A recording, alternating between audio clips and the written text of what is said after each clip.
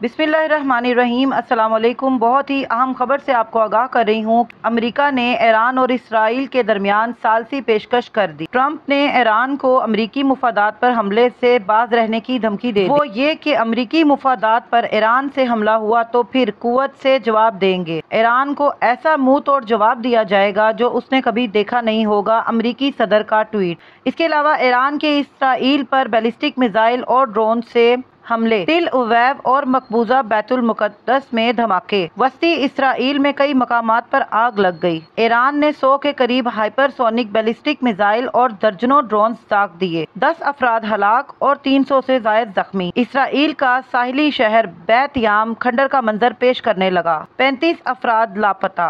ईरानी पासदाराने इनकलाब का 3 Israeli missile, 10 drone, दर्जनों बगैर पायलट जहाज तबाह करने का दावा।